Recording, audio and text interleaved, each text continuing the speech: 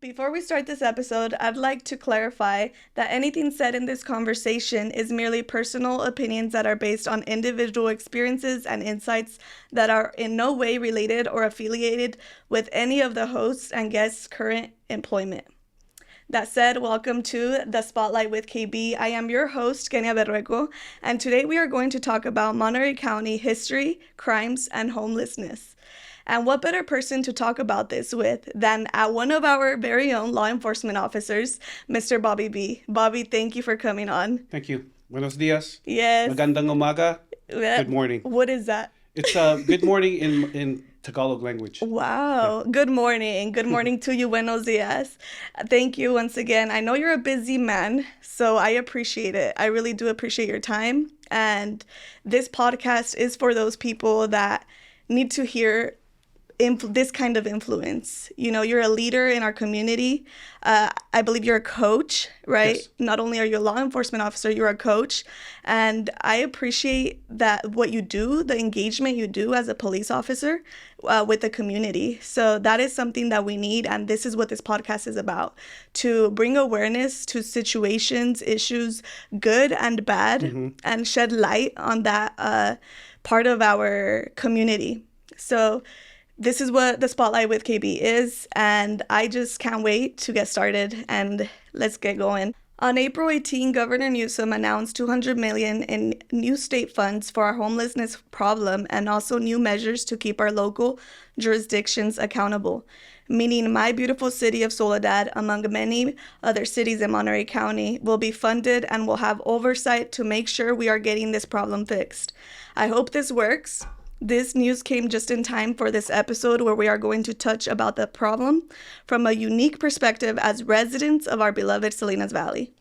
So, Salinas Valley history. Before this conversation, we were talking and texting back and forth, and there was a lot of things you brought up, and I'm just interested in hearing about the Cesar Chavez movement.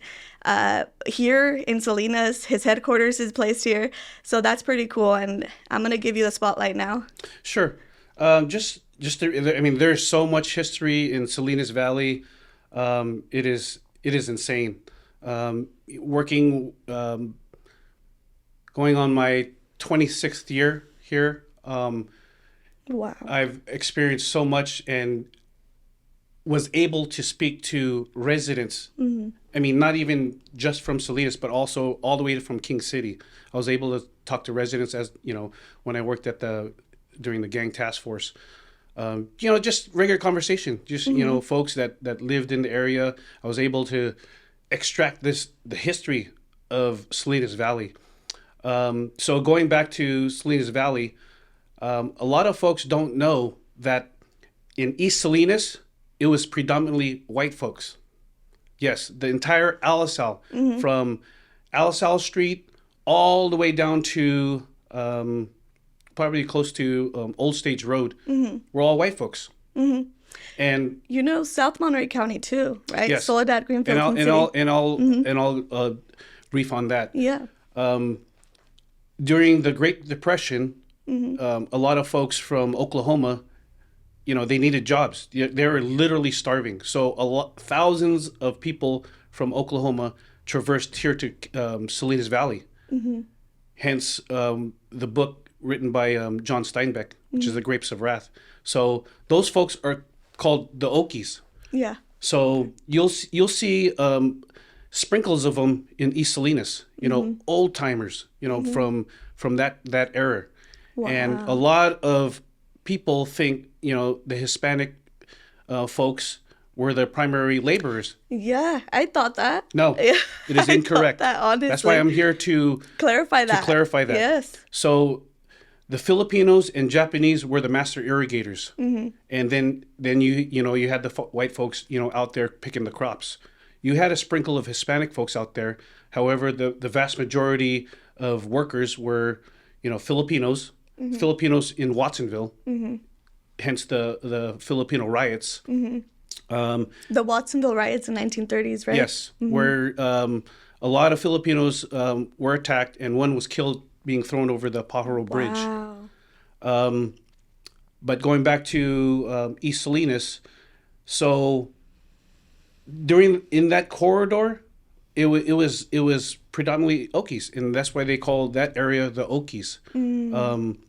Then traversing down South County, you got Chular, Gonzales, Soledad, and King City. In between there, in Gonzales, you'll notice that there's a Swiss Rifle Club.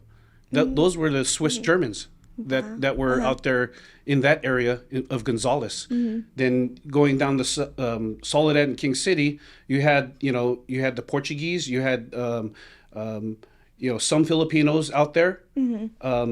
Then also you had the Swiss out there, with the dairy farms. But anyhow, going to the Cesar Chavez movement, I just found this literally yesterday. What? So 14 South Wood Street was Cesar Chavez's headquarters, main headquarters, where it all started.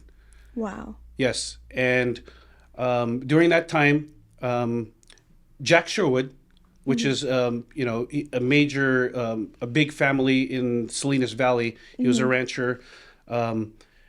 So the rodeo grounds, that entire area, Sherwood Gardens, Sherwood School, his family owned that area.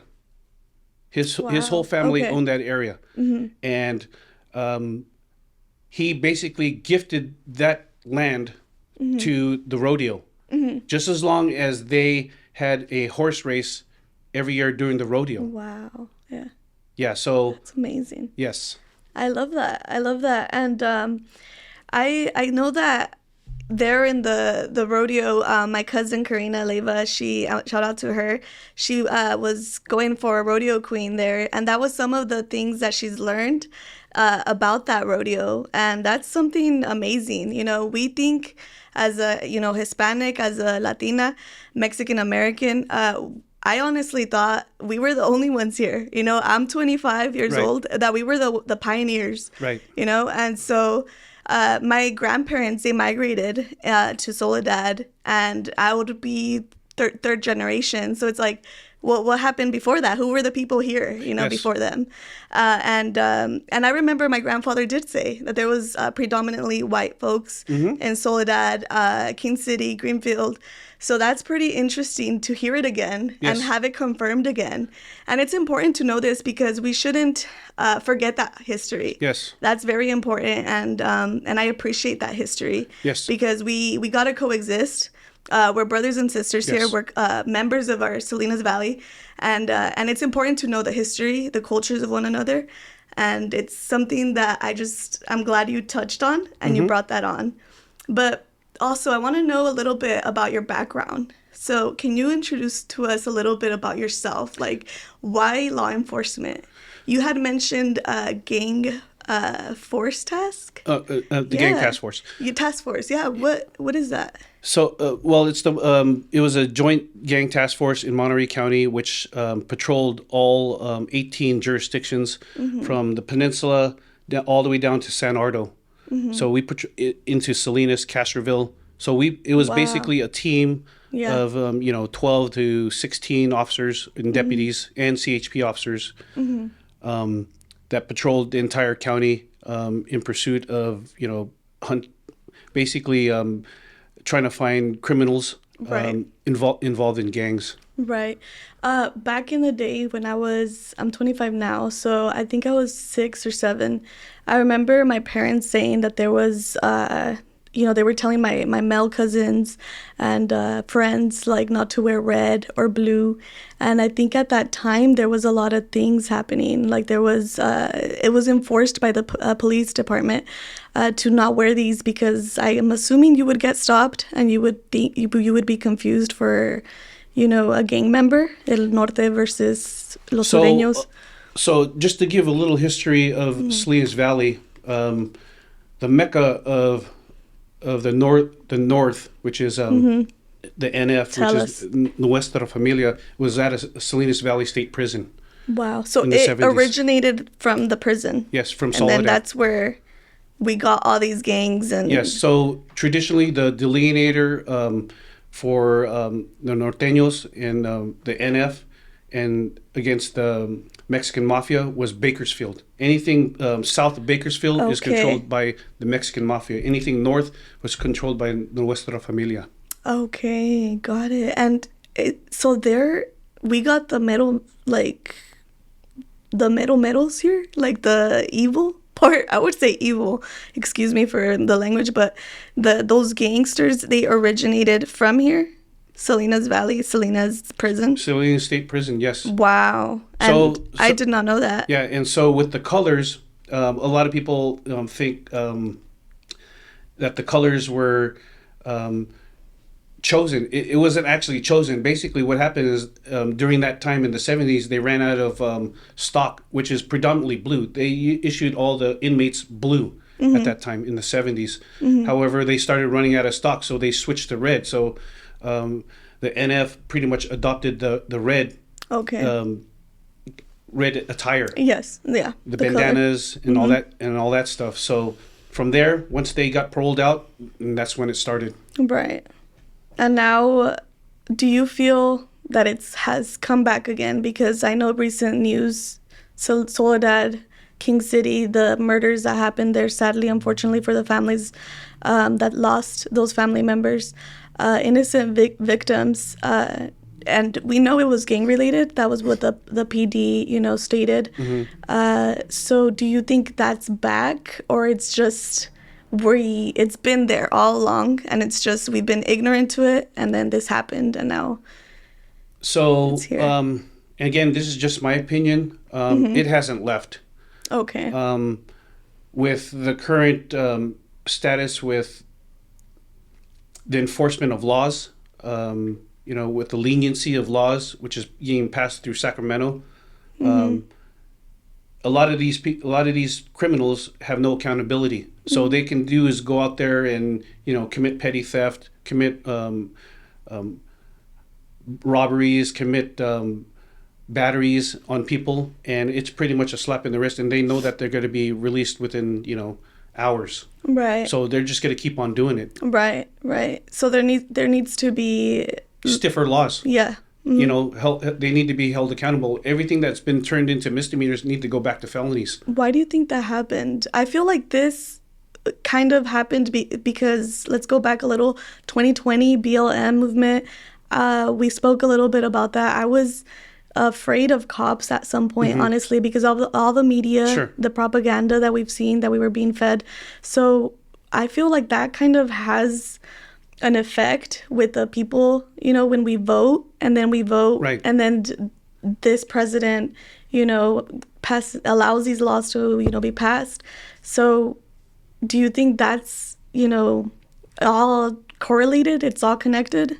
Oh, it's definitely. Well, first and foremost, when you have a news outlet, a news media platform that pushes a narrative, and pretty much brainwashes people out there. Right. And that's what's happening. They see one side. They show a short clip of a body cam, and obviously the guy is getting his butt kicked. But what led to that? Right. What was the precursor What's to the that? context? Yeah. What's the context we just of see that? a little bit. Yeah. It failed to show that suspect, knocked that elderly's teeth out. Yeah. Yeah. So that's why the officer, deputy, or state trooper has to use that necessary force to effect an arrest. Yes, violence is bad, but those law enforcement officers, they have families. How do you separate, your personal beliefs, your personal feelings, and work? Because this is your job, to find these bad guys. Yeah, I want to know how you take care of your mental health. Yeah, so part of our policy is to be apolitical. So we have to be in a medium. We can't, Right. when we're out there enforcing laws, we can't pick sides. We have to be the mediator between the two. And when it comes to mental health, a lot of officers and deputies and state troopers don't have that outlet. What they need to do is find an outlet. Whether it's spending time with their family, Right. working out, doing something. In the recreation Right. field, just don't go home, drink, and Right. stoop upon it. A Right. lot You of gotta these, take care of yourself. yeah, a lot of these law enforcement officers are they don't open up to people, you know, and they need to do that. They need the vent. They need the vent to somebody, you know, to get the stress. You have to let that out. You have to. It's important because we're humans, you know, and when we go through this where we're, you know, working in our jobs, and this job that you have, first of all, like, I think it's one of the most important ever, because we know there's evil out there. We know there's darkness. We can't be ignorant. We can't be naive about it. So this is something that we need to talk about and spread awareness in. And I believe that we see guns, at least my friends, or some of us who think or were taught in school that guns are bad, guns bring violence. Well, we got to protect ourselves, you know. In this case, the bad guys are not going to care. No. You know, we need that protection. We need our police officers, and we need to bring light to those officers and appreciate them. You know, I really do appreciate you guys. I know a lot of people, even if they wouldn't like you, they don't like you, at the end of the day, they're going to call you if they need you. Sure. You know, and that's something that it's known. It's going to happen. Yeah, so the question that I posed to the listeners, imagine Salinas Valley without law enforcement officers. Oh my goodness. Let me rephrase that again. Imagine Salinas Valley without law enforcement officers. What do you think would happen within a month? Just imagine that. Imagine the evil out there. Imagine the all hell will break loose. Yeah, like that's imagine if there is no, because they're not going to send the Army, the Marines. No, you're on your own. You're on your own. You're on your own. Do you imagine a future like that? Because the laws right now, it seems like we're kind of alone. You know, Salinas Chronicles, shout out to you, Salinas Chronicle, he had posted something, I think it was like an RV recently that was burning, and someone had commented, oh, the PD didn't come in time, or blah blah blah. And well, I know you guys are busy. You just told me you guys are kind of understaffed. Yes. So imagine, okay, they say, you know, the current population is 165, 180,000. It's probably 200,000 right now with the laborers now into the city. Imagine 200,000 people and 11 officers patrolling the city. In Soledad. So what's the census? It's probably like... I'm not familiar. 70,000. We'll just say 70,000. Yeah. 70,000 people in the city of Soledad. You have probably one sergeant and 2 officers patrolling the entire city. Oh my goodness, yeah. This is a calling for those people that have that gift. You know, I feel like gangsters, correct me if I'm wrong, this is my opinion. I feel like gangsters or people that go into pandillas, I feel like they have this gift of protection, of defense, and they're using it the wrong way. Do you get me? They're going in the wrong side. Yes. And I know this because, you know, they didn't have a father figure perhaps, or, you know, their life just went down, or their mental state, we don't know. There could be a million excuses, but we know so many people that have came out of darkness and have totally, you know, changed their life. So it's possible, you know, it's possible to decide. And how did you decide to get in law enforcement? Because you could have chosen to join a gang, or, you know, be a bad guy. Yeah. So for the listeners out there that are on the fence, or even, you know, currently banging, I was brought up in East San Jose. Thousands of different gangs. Thousands. I mean, it's not even just Hispanic gangs. You know, growing up, you know, going to middle school and high school, we had not only had to deal with the Hispanic gangs, we had to deal with the Laos, Vietnamese, Filipinos, Cambodians, blacks, and those are so different hoods. Yeah. So I would literally have to walk, because, you know, back then, you know, we really didn't have buses, so my parents, you know, you gotta have to kick rocks and walk to school. So, and that's just it is what it is. So me and my brother and my sibling and my sister, we would have to walk through different hoods and we would be getting hit up. Oh my goodness. And that's not only, by the time we got to school, obviously there's, sets in the school. So they would hit us up. But luckily, again, my parents were strict. They got us into sports. So I played football for 4 years. And my brothers at that time were the football players. So that kept me out of trouble. Fast forward, I ended up going to San Jose State and going through college. I think it was my sophomore year. One of my BFFs, we were going out, going to a club or whatever. Right. And we were chased by some, they were San Jose boys, gangsters, tried to run us off the road. Oh my goodness. Yeah, this is San Jose. That's scary. Yeah, so that is scary. Oh my goodness. So we ended up seeing a San Jose officer parked. He was doing his reports, and I jump out, and I. What motive did you give them, though? Do they need a motive? Like why? Why were they chasing you? Gang members, everywhere, as far as I'm concerned, are domestic terrorists. Okay. Period. They're domestic terrorists. All they do is rain terror on the neighborhoods, rain terror on the businesses, and the people of their city. Why do you think that happens? Like, what is their problem? Are they just mentally ill, or why? Why they have no moral bearing? They have no faith.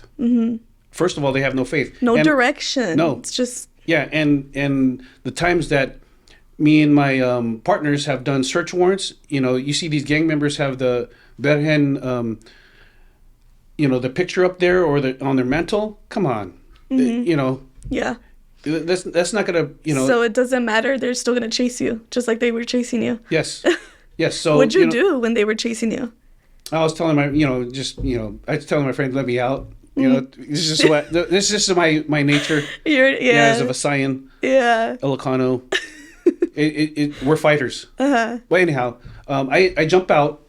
I talk to the San Jose officer. I say, sir, these guys are chasing me. Next thing you know, probably like 200 officers plus a helicopter comes, shines it. They end up taking them in custody. And right then and there, I stopped going to San Jose State and I rolled into the police academy. Why? Like, what went through your head? You were just like, okay, I want to catch these guys. I want to do what they did. That was the defining moment where I decided, you know what, this is exactly what I want to do. Wow. That was your wow. Okay. Everybody has that one sign. Everybody has a purpose. I believe everyone has a calling, and it's just gonna cross you. And you took it. You took that opportunity because you could have a calling, but if you don't do anything about it, if you don't go get out there, that's it. You waste it. Yes. So for the listeners out there, you don't have to get into a situation or place yourself in the situation to get into our field. If you're born and raised, King City, Soledad, Greenfield, Salinas, Chular, Castroville, if you want to make a positive change in your community, stop talking and do it. We're hiring. Right now we have an incentive for new hires. We will pay you $20,000. Wow. And for laterals, we will pay you $40,000 to apply. Because it's needed. Yes. People need this. We need it as residents of the Salinas Valley. We need that protection, and I mean, in light of what just happened in King City, that's enough already for us to do something about it. To be like, you know what, this has to stop. Moms, we gotta raise our men better, our boys. There's no excuse anymore. I think at this point in this time, we got technology, we got information, we got everything, we got all the tools. Now we have to do it. And now we have to, and we have this problem now where we're self-absorbed and we're thinking about, we're blessed, comfortable here, my family's good, we're fed, okay, cool, we're comfortable. But I'm sorry, life is not like that. One day you're comfortable, the next day it's gone. Yes. And it's important to live with purpose. And I believe that when we do that, life is much more smoother, it's much more beautiful, it's much more meaningful when we live and serve for others, serve others. And that goes to kind of lead to my next topic, homelessness. recently, and I know this, we talked a little bit about this, that the laws have a lot to do with it.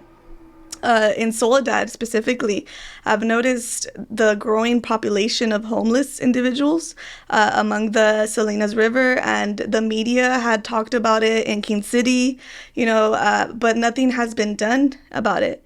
Can you tell me your perspective as a law enforcement? Like, is that that your problem? I know, people have seen officers, push them out or whatever. Why do you think this is a problem here? Where are they coming from? Are they our Soledad residents? Are they Salinas residents? So, just to shed some light in terms of the whole state, I spoke with one of the Union Pacific officers, and I told them to be level with me, be straight up, and I told them because they have tons of problems in terms of homelessness on the tracks. So I asked them, sir, be honest with me. Where are the worst areas for homelessness on the railroad tracks? And I'm thinking, okay, it could probably be Fresno, Stockton, maybe LA. You know what he told me? The number one place is Oakland. The number two, Salinas. Oh my goodness. Very embarrassing. Yeah. Very embarrassing. Yeah. So, wow. We've seen a spike, especially with the past, the heavy rains last year. I don't know if you remember that, where it just constantly rained and rained, and there was flooding, especially in Gilroy.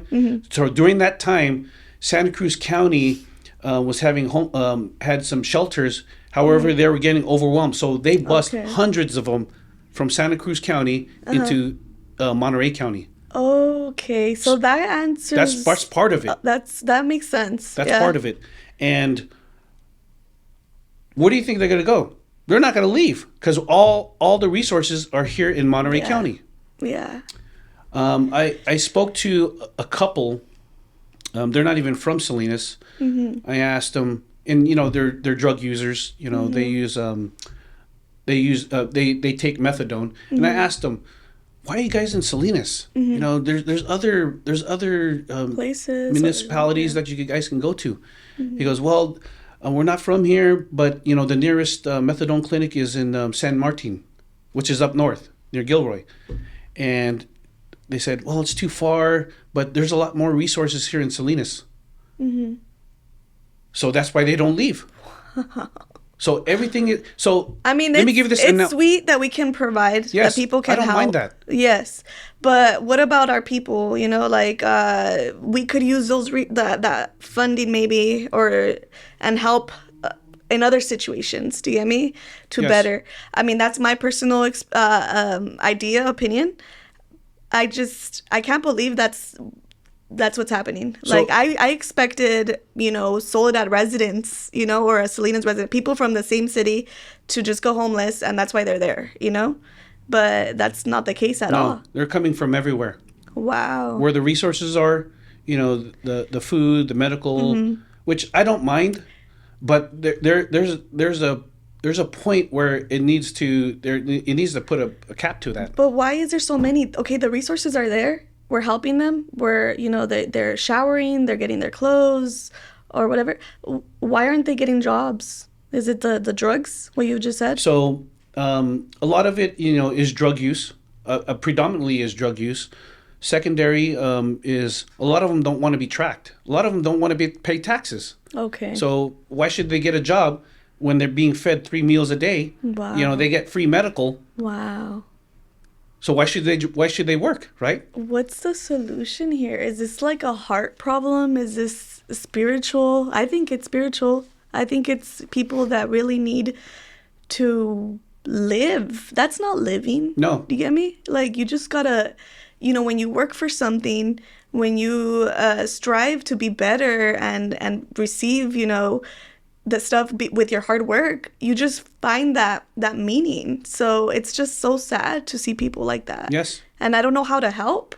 you know, but at the same time, you know, these rivers, they're going to be polluted, Yes. you know, and it's not a beautiful sight either. Let's be honest here, to see all these people just right there sitting down and asking for money all the time. And it's sad because sometimes I feel bad, like, hey, I don't have cash with me. Nowadays, it's like, just, you know, tap the phone. Right. But it's like, I can't help you. And even if I did, I feel like I'm enabling, like I'm just making the problem worse. The resources are there. People are there to help, to feed them. And I think I'm very excited for the next episode because we will hear from the people that actually, you know, give them the food and the clothing and all that. But as a PD officer, that's something that it's a question running. Like, how do you guys handle it? You just make sure they're alive, make sure they're okay. Yeah. So just imagine, you know, we have a job to do. You know, we have to enforce the laws. You know, protect the businesses.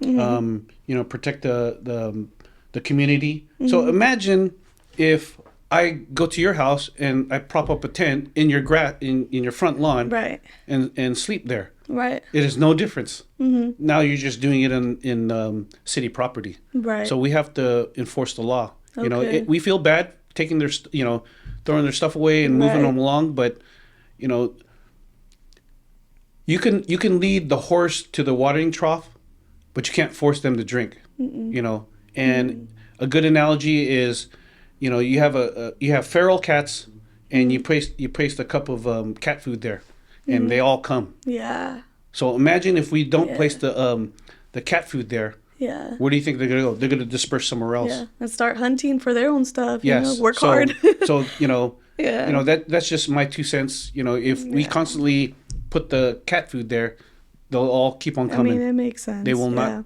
They will not leave. Right.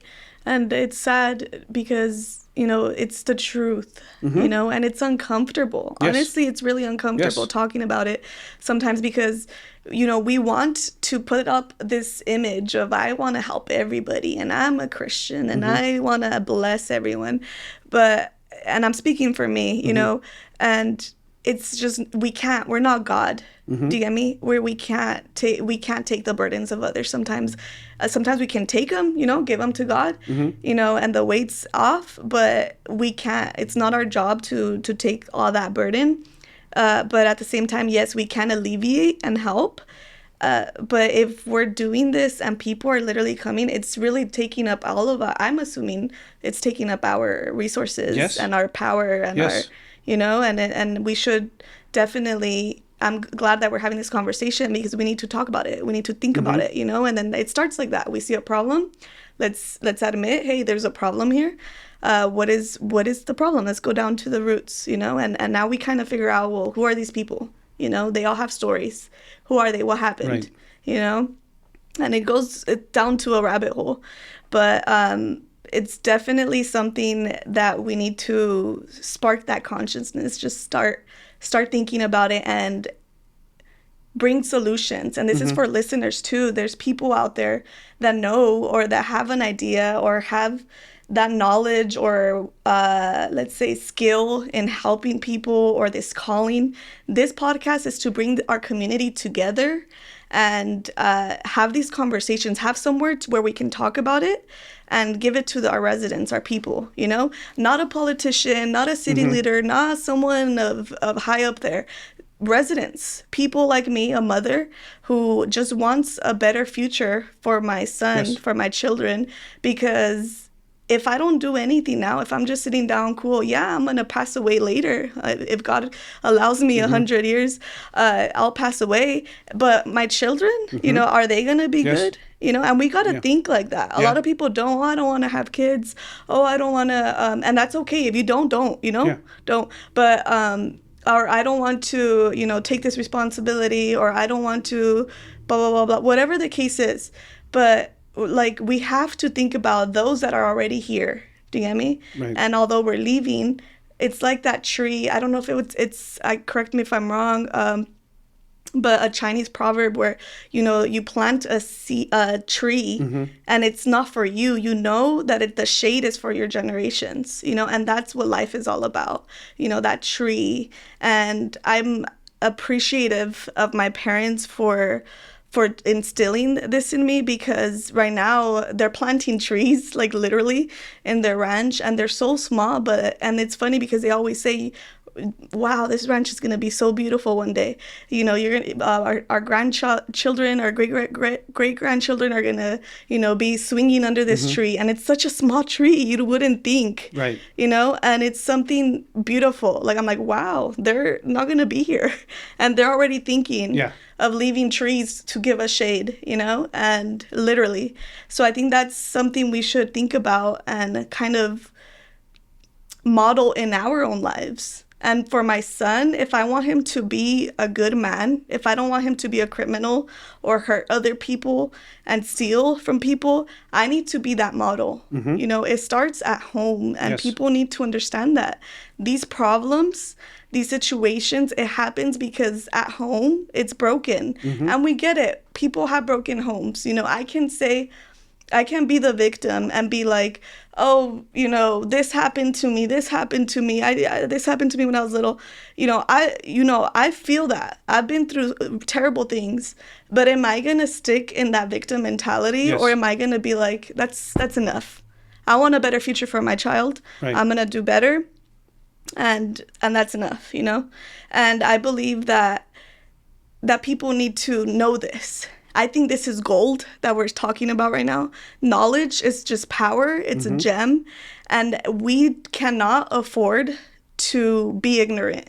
A lot of people have said, oh, ignorance is bliss. We can't afford it anymore.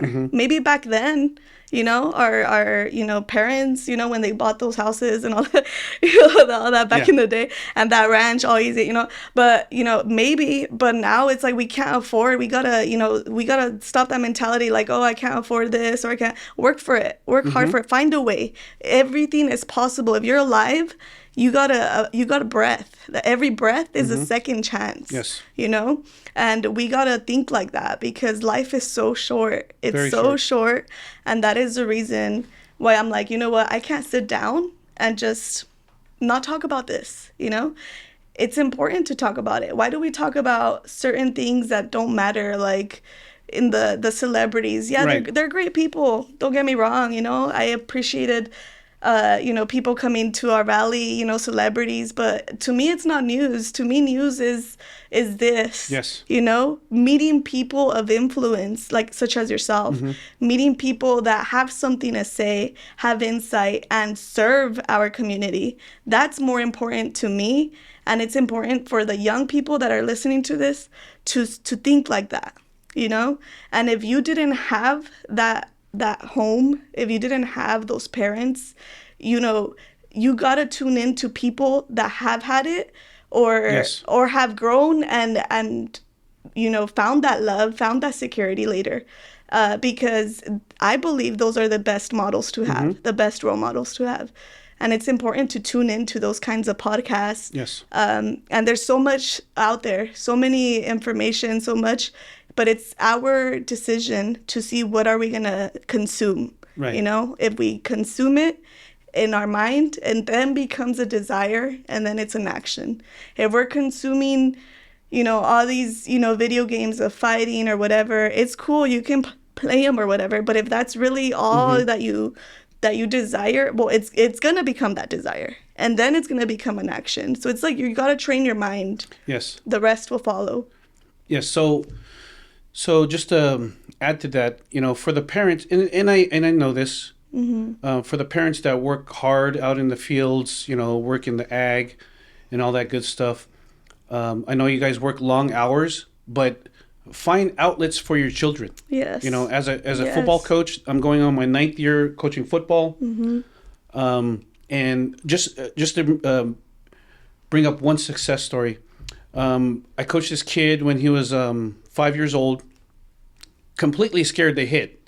And I told him, if you don't want to get hit, run faster.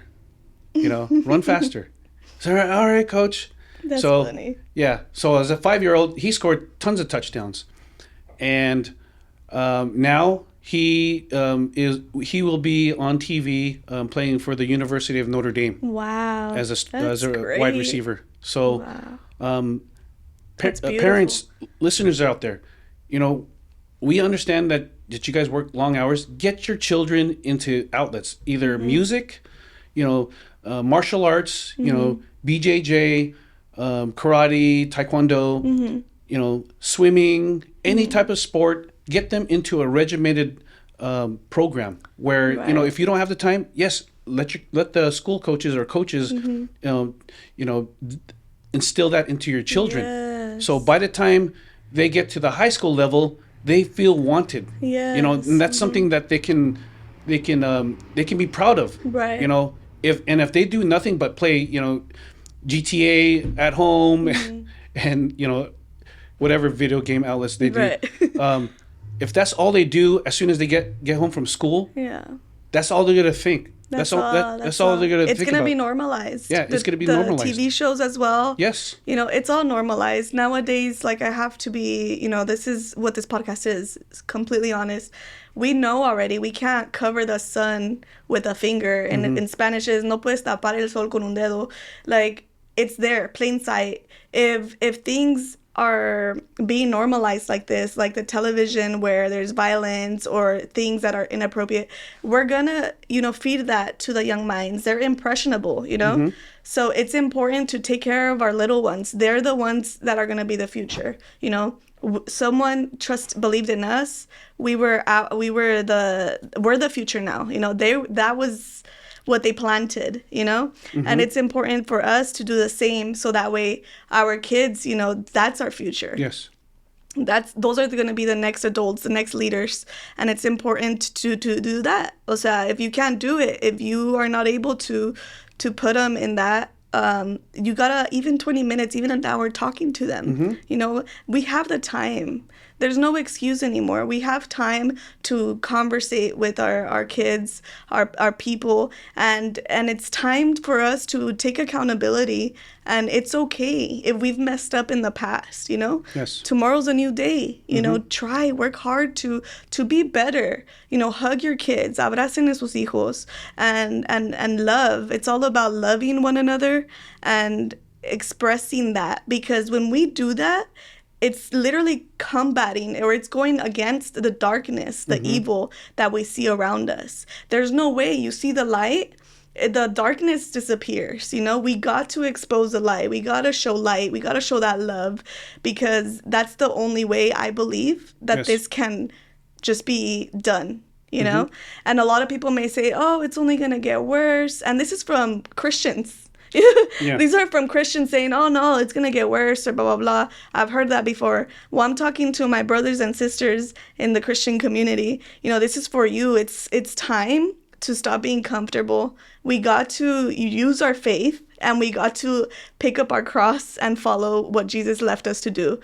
Follow and do what he called us to do. And that is exactly that, and he came to divide, and he came to make sure his people knew the truth, and we're being alerted now. And that's the same thing here. That's the same thing we're doing. If you don't want to listen to it, that's okay. There's people out there that are, if you don't want to take that advice, that's fine. There's people right now that are taking it. And this is for those people that are ready to be better. And what better way to do it than have that faith? I don't know about you, but I have that faith of God, of Jesus. Jesus is king, and I'm not gonna, be quiet about it. I have to be bold in my faith, because that's what I've seen over and over and over be done, and the darkness just flees. I don't know if that makes sense. No, it makes sense. Like, we've been in dark places. I've been in dark places, and God's been there and took me out of that. And if he can do it to people that I know that have been through worse than me, then, there's just no excuse anymore, So I appreciate this conversation. And if I'm able to, no promises, but if I'm able to, I'll put some links for some agencies for the homeless community. And Even for church, if you're not connected to a church, I could share yours too. Yes. Connect with people that believe in God. Connect with people, because we know this already. I know the church is not perfect. I know there's people, just like police officers, people say like, oh, there's bad people, it's corrupt, or there's corruption in there. Well, honey, everywhere. There's pastors that are Teachers. good and they love it, but there's people that are evil and are lying to the people, So it's just about having that discernment and staying in prayer and being alert. That's pretty much it. And I think that wraps up our episode. So I really do appreciate this. And I hope that this conversation gives you insight, gives you kind of that motivation and encouragement to be better, and also for those young men, young women, to, if that is your don, if that's your thing, to defend, to protect. If you're naturally a fighter, like maybe your calling is being a police officer, maybe your calling is being, something else, but you know yourself better than one. So if you can get connected with the right mentors, the right people, the right coaches. Do what you love, do what you like, get better at it. Pero not for you, not for one, but for God or for people. Serve others. Use it to serve others, because when you serve others, life is much more better. It's much better. And that is Can I just add something? Yes, please. Yeah, so, just in closing, and again, this is just my opinion. If you love the United States, if you believe in God and Jesus Christ, if you bust your butt working and pay your taxes, if you have compassion for your fellow brothers and sisters, chances are you're a Republican. Yeah. I'm just saying. Number two, to all the law enforcement officers out there, state, federal, sheriffs, and municipalities, keep up your heads, keep your heads up, do the right thing, and remember your code of ethics. And for the folks out there, if you see a deputy police officer out there, even CHP, wave at them. You'll be surprised what kind of kind of reaction you'll get. Yes. And you know what? We love our community. We wouldn't be doing this if we did not love our community. Amen. Period. Amen. Yes, I agree with you. And for those, I want to just give this to you. I know you probably know it because you have faith. But I wanted to share this, the armor of God, for those people that are in our first line of defense. And even the individual, the resident themselves. I believe this is a spiritual warfare, honestly. There's a spiritual war going on. It is about the heart. It is about the mind, the spirit now. Back in the day, World War I, World War II, it was more, physical, it's sad, traumatic PTSD. We have that now here. People are dealing with PTSD, depression, everything you cannot see. These are the enemies, and we must learn how to combat them. And what more than a spiritual word to do that for? And this is the armor of God that you must put on. So in Ephesians chapter 6, verse 11, it says, "Put on the full armor of God so that you can take your stand against the devil's schemes. For our struggle is not against flesh and blood, but against the rulers, against the authorities, against the powers of this dark world, and against the spiritual forces of evil in the heavenly realms. Therefore, put on the full armor of God so that when the day of evil comes, you may be able to stand your ground, and after you have done everything, to stand. Stand firm then, with the belt of the truth buckled around your waist, with the breastplate of righteousness in place, and with your feet fitted with the readiness that comes from the gospel of peace. In addition to all this, take up the shield of faith with which you can extinguish all the flaming arrows of the evil one. Take the helmet of salvation and the sword of the Spirit, which is the word of God. and that is the armor of God. And pray in the Spirit on all occasions with all kinds of prayers and requests. With this in mind, be alert and always keep on praying for all the Lord's people. Pray also for me, that whenever I speak, words may be given to me, so that I will fearlessly make known the mystery of the gospel, for which I am an ambassador in chains. Pray that I may declare it fearlessly as I should. This is a letter from Apostle Paul, and it's still relevant today, and the word is very much alive, and it's very much needed. So I'll close it with this. For those of you tuning in, thank you so much for listening. I appreciate you guys all. This podcast is for you. It is for the people. It is by a resident of the Salinas Valley. And I just wanted to say, if you have any questions, any feedback, go on to the Spotlight with KB on Instagram, follow, message. That way we can build this community and get to know one another, get to know your leaders, get to know the people that speak up here, because we are all people of influence, every single one of us. We got to make sure we're doing the right thing. And if you appreciated Mr. Bobby B's words, follow him on Instagram. I will tag that down below somewhere. Zeep Dog. Can you tell me real quick, why Zeep Dog? Actually, Sheepdog. Sheepdog. I knew it. Is it because you're hurting? Yeah. Is it like metaphorical? Yes. I love that. Yes. I love that. Anyway, guys, follow him on Instagram. I'll have everything linked down below. Appreciate you guys. Thank you so much. And we are out. Signing out.